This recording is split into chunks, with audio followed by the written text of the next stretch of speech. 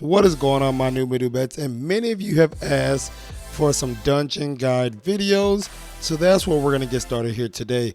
So my plan is to make a series of these where I'm showing the healer, DPS, and the tank aspect.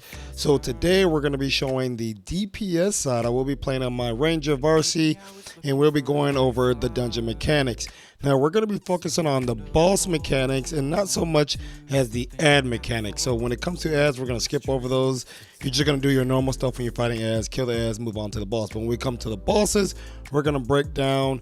I'm going to try to give out some tips and tricks, some things that I tend to do or try to do at least in some of my videos. Okay, so when you first jump into the first boss fight here in MLMD, you're just going to DPS like normal. You're going to bring the boss down to about 15% or so, and that's when you're going to get the first imp. Now, the imps do spawn in different locations. The first imp will be behind the boss here, and then it'll be in the center, and then it'll be at the door that we entered. So again, you're just going to DPS like normal, and while you're doing that, you're going to be dodging the fire pulls on the ground. And then as you see, the imp pops up. Ideally, you're going to want 2 DPSs to come over here. You're going to RD daily mount. Just go ahead and kill this imp. Now, this is the Hellfire imp. So the Hellfire imps are going to be red. And what they do is they actually buff their teammates or the enemies. So when you see that red line connected to another enemy, they're actually going to be doing more damage. Now, we have another imp that popped up in the middle. And this is also a Hellfire. Again, you're going to want to save your daily arts and mounts for the imps because they are the priority in the dungeon, and you'll get the boss towards the end. Now, the imp that just popped up here at the door is a Rimefire.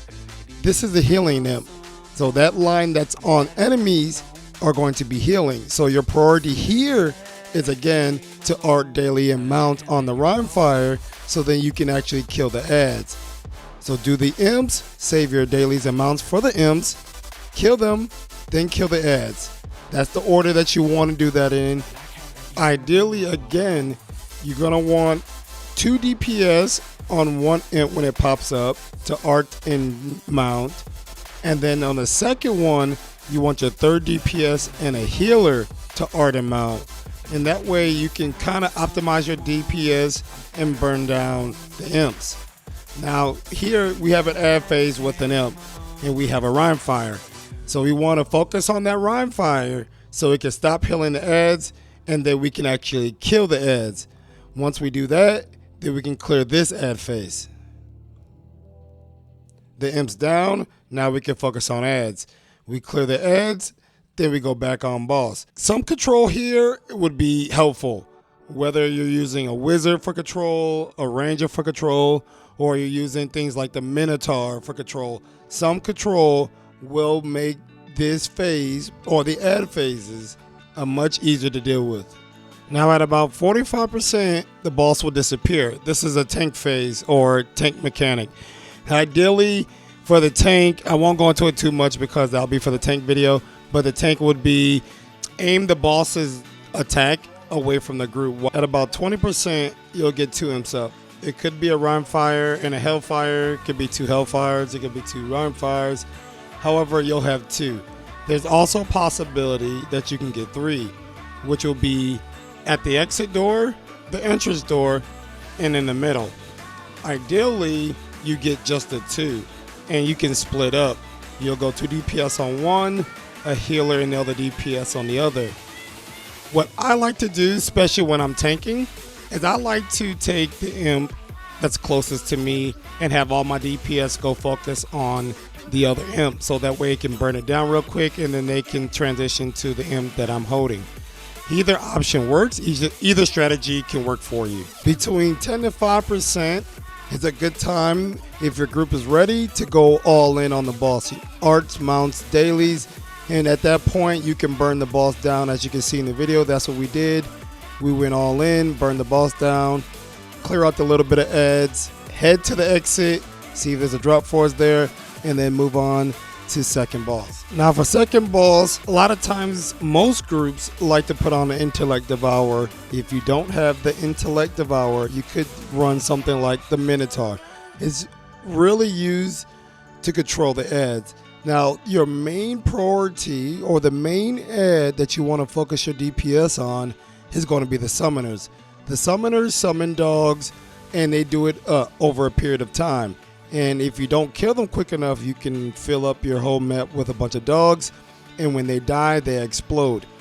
Most groups tend to run second boss with at least a wizard, because you can push the dogs off the map. Now, it's very important for the tank to position themselves properly, and if that's something you want to see, definitely stay tuned for the tank aspect of it, where I kind of go over what the tank should be doing. But as far as the DPS goes, you're going to want to dodge the meteors that drop, because they give you a heavy dot damage, where then the healer has to cleanse you. Again, that's something we'll cover in the healer side, but you want to dodge those, DPS the balls, and kill the summoners. Summoners are going to spawn every 10% up to 50%. Once you hit 50%, they're going to be spawning 2 summoners. So again, you're going to have to split. You're going to want to rotate your arts and mounts and dailies. You shouldn't go all in with everybody. Again, just like first boss, you're probably going to want to go 2 DPS go on the first summoner, and then the 3rd DPS and a healer go on the next summoner. And if the tank can throw it in there, that's a bonus for the whole group. Now, staying close to the boss is the name of the game here. If you're too far away, you'll see a meteor that drops. And the only way to survive that meteor is if your healer cleanse you. Your health stone will not be able to keep you alive through it. The dot damage that you receive from it is super heavy, and it will kill you. So your best option is to avoid it, or when you see it, dash or sprint or whatever your character can do out of it. Now, the main boss has a mechanic, that's what we call them now. I've been saying mechanics, but mechanic, where it's like a push-pull. He'll create a red circle under his feet where you need to push or move away from him. And then shortly after that, it will be a pull mechanic where you have to move back inside. It's a very, very simple mechanic where you just move in and move out. But if you don't, you'll be stuck out in the open and you'll take some heavy damage. Okay, we're coming up on 50% and we're going to get 2 summoners. Now, your boss, he could be in his push-pull phase, so you could spawn the summoners a little under 50%, like 47, 45, depending on how the damage is. But at 50% or less, you will get 2 summoners. It's the same thing. Knock down the summoners. If you take too long, they'll spawn dogs. Dogs, if you kill them, they have the ability to push you off the map. If you have a wizard and dogs spawn, then you can push the dogs off the map. And at 20%, every 5%, you will get 2 summoners.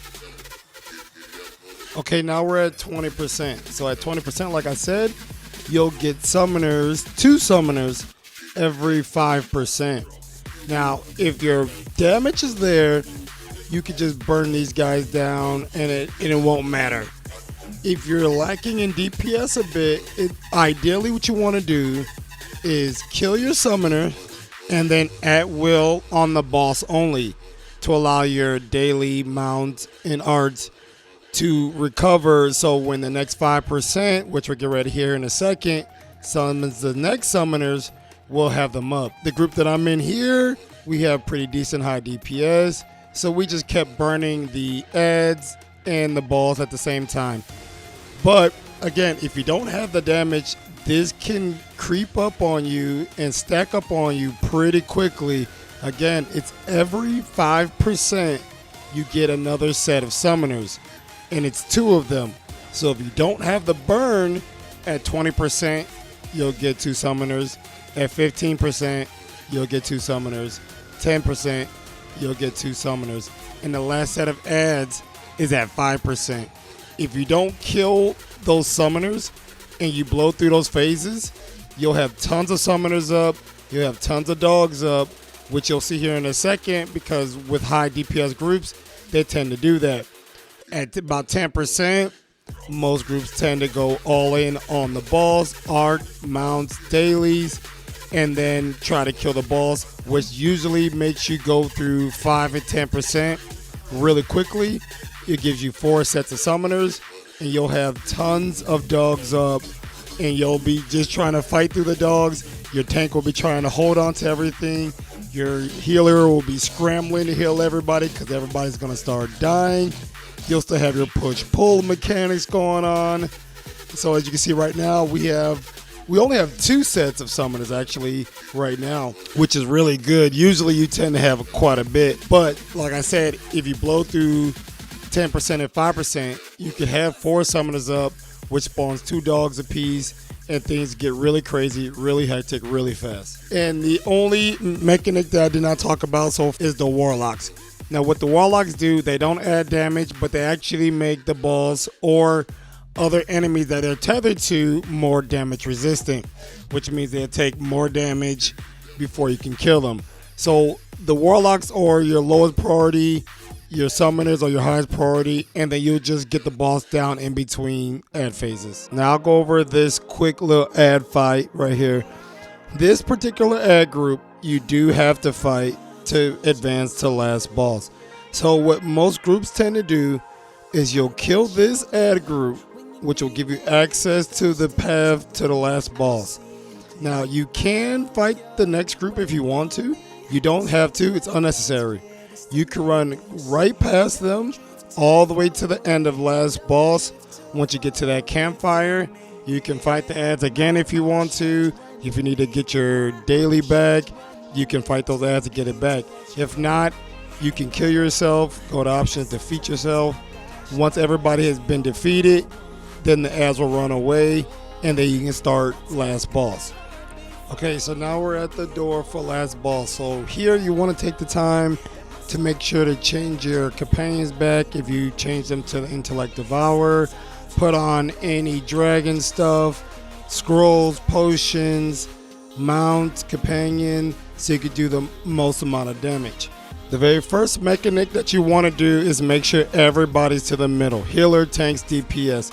Once you're all there, you can then go arties on the dragon. Candles are going to be on the outside, and you're going to want to move to the inside. Once you damage the dragon down to about 20%, that's when the dragon starts throwing poison.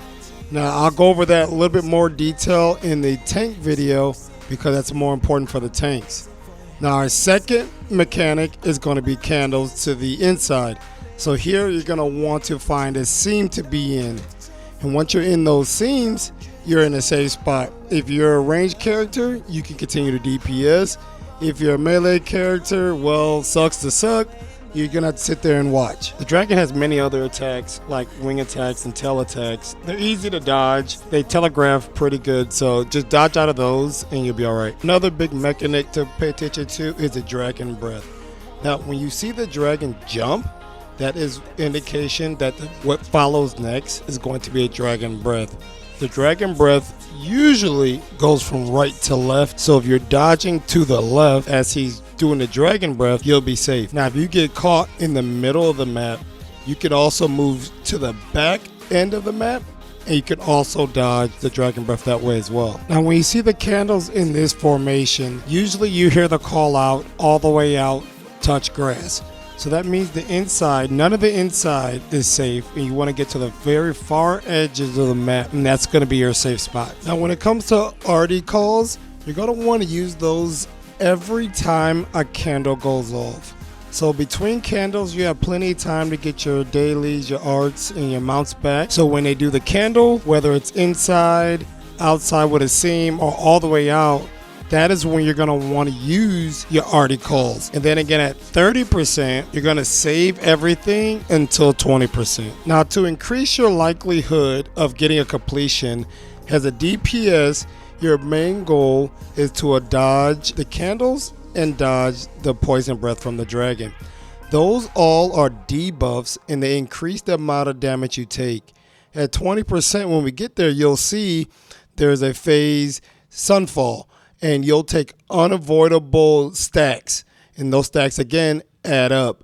So if you have deaths, poison stacks, or the candle stacks on top of the sunfall stacks, you'll just start dying non-stop because those are all multipliers of damage that you take. Okay, now we're approaching 30%. So now we're going to hold off on our arty calls. As you see, candles are up. Usually you would go arties right now, but we're not going to go arties. We're going to save our arties and be a little bit closer to that 20%. Again, sun falls at 20%. So you want to start bursting the dragon down at that 20% mark. You don't want to be waiting for your arties to come back, because then you'll take those stacks. Those stacks are going to keep going until you kill the dragon. Now there's a max of 10 stacks. You want to try to have that dragon down as soon as possible, because again, as you start collecting devs, that sunfall starts to hit harder and you'll start to die. So here we come up on 20%. We're getting ready to use our arty calls just slightly before sunfall. As you see, we go across that. There's our first stack of sunfall. We did our arty calls, and we still have to follow the normal mechanics of the dragon, dodging the candles, dodging the poison breath, doing the damage, making sure we time up our arty calls. Here at this time, it's very important for your healers to manage their resources, as well as for make sure your DPSs have health stones, because this will be very taxing on your healer unless you have a really good group that can just burn the dragon down, and it doesn't really cost your healer too much resources to heal. However, you can consider this a heal check, because you do need your healer to get your DPS and your tanks through this portion. Now, another mechanic that we're going to see here shortly is the poison on the ground, the poison AoE. So you have the poison breath from the dragon and the poison on the ground. There's the first type, which tracks 2 players, and it'll just move around with the player. That person's going to take it to the outside and try not to be inside the group. The second type is what we're seeing now, is where there will be 3 lines of poison, and you want to get inside a seam of those poison lines. Once you're inside of that seam, you're good. If you stand in the poison, you'll take poison stacks, and again, like I said, that's just going to add up to more damage that you take. Now, depending on your DPS and your group will depend on how often or how many of the mechanics of the candles, the poison breath, and the poison on the ground that you'll see. If you have a hard-hitting group, you will see very few of those and be hindered by a few of those. If your group is lacking DPS a bit, you'll see more of those mechanics, and they will end up killing you possibly. So a big thing, again, as a DPS, you want to avoid deaths, you want to avoid the poison breath, you want to avoid the candles, okay? So you have the everybody inside, outside find a seam, all the way out touch grass. Those are your 3 call outs for your candles, as well as there's an audio cue from the dragon. When he speaks, that's usually when a candle pops. You can spin your camera around real quick, and you should be able to see what kind of formation the candles are in and make the appropriate move. Sometimes when you go down at the 20% and you're in the sunfall phase, you might want to give it a second or two and let that next sunfall go off, so you're not taking an instant right back down. Sometimes that's the difference between defeating the dragon and not defeating the dragon. So I do hope this helps you get through your next try on MLMD. I'm sure there's a few mechanics that I missed, and if so, definitely let me know in the comments below. If you missed the last episode in this series, you can catch up right here in the top left. Check out the playlist in the bottom left for all the videos in this series. My latest adventure is in the top right. I had a lot of fun recording it, and I think you might like it too. And YouTube has handpicked a video for you in the bottom right. I'm curious to know what it is, so check it out and let me know if they chose wisely. If you like this video, please give it a thumbs up and subscribe. Thank you for tuning in to the Nubin Network. I'm Nubin Hard, and I'll see you in the next one.